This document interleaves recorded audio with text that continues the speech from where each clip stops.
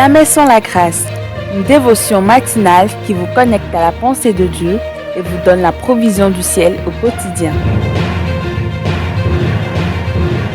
Bonjour chers amis, chers internautes, chers téléspectateurs, nouvelle journée, nouvelle provision. Bienvenue dans cette quatrième dévotion de cette semaine, cette première semaine de cette nouvelle année. Que Dieu vous bénisse, Père. Nous te rendons grâce. Merci pour ta parole. En elle se trouve la vie et cette vie est notre lumière. Elle nous éclaire encore aujourd'hui et vraiment béni sois-tu Jésus. Fortifie nos cœurs ce matin. Je prie pour quelqu'un peut-être qui passe par un moment difficile. Je prie vraiment pour lui ce matin. Oh, touche le Seigneur, touche cette personne d'une manière particulière. Tu es le Dieu de chacun d'entre nous, un Dieu personnel. Amen. Alors, chers amis, chers internautes, et je sais pas pourquoi, mais j'avais juste senti de prier pour quelqu'un ce matin, de cette façon précise, parce que peut-être quelqu'un qui m'écoute ce matin a besoin de cette touche de Dieu. J'aimerais juste te rassurer, Dieu est avec toi. Il est avec toi. Tu n'as pas besoin de le sentir, tu as besoin de le savoir. Tu as besoin de le savoir. Amen. 2 Corinthiens chapitre 5, le verset 17. Si quelqu'un entre en communion vivante, ce sont des mots qui nous parlent jusque-là, en communion, mais vivante, avec le Christ. J'insiste sur ça aussi, avec le Christ. Je ne parle pas de tous ces coachings sur les réseaux sociaux aujourd'hui, être en communion avec soi-même, connaître soi-même. Non, je suis fait à l'image de Dieu. La meilleure façon de me connaître, c'est d'apprendre à connaître Dieu. C'est d'apprendre à connaître la source. Plus je connais la source, plus je découvre qui je suis. Je suis juste le prototype, mais plus je connais le type, je découvre qui je suis en réalité. Parce que je ne suis pas la source. Voyez-vous? Donc, je ne peux pas mieux me connaître en dehors de Dieu. Non seulement je suis fait à son image, mais ce sont ses mains qui m'ont façonné. Et c'est réel pour vous. Vous savez, il y a un enfant qui a demandé à son père, il dit, mais papa, parle-moi d'où nous venons. Nous venons d'où? Et le père lui a dit, non, mais Dieu nous a créés à son image.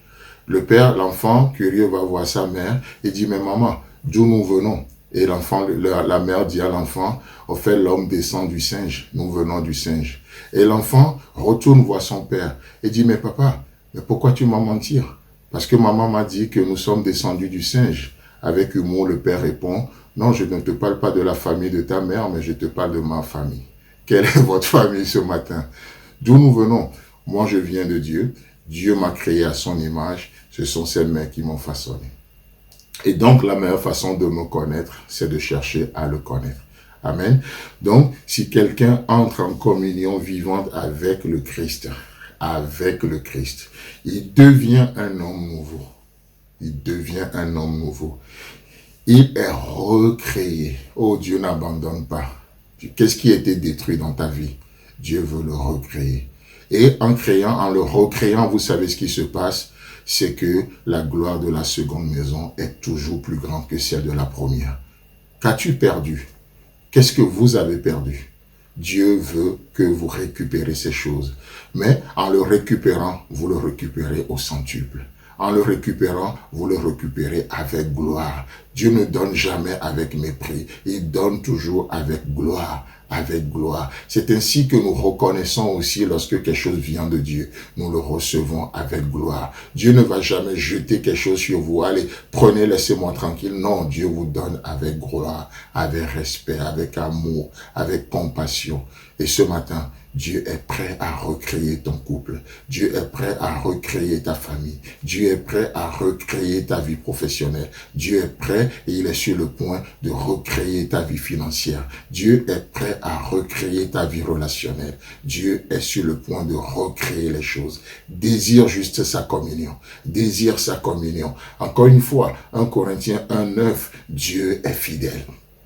Dieu est fidèle, lui qui vous a appelé à la communion de son Fils Jésus-Christ, notre Seigneur. Dans cette communion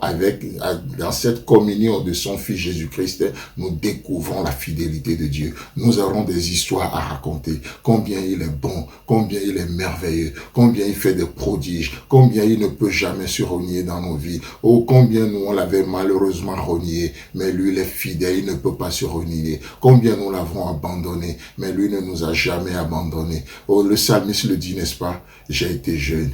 J'ai fait des expériences, j'ai vieilli, j'ai connu tellement de choses. J'ai vu parfois le juste même abandonner l'Éternel, mais je n'ai jamais vu le Dieu que je sers abandonner le juste.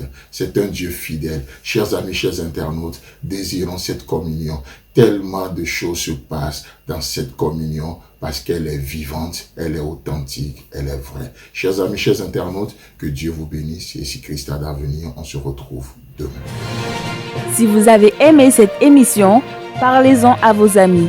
Parlez-leur du message de la grâce et de ce qu'il fait dans vos vies.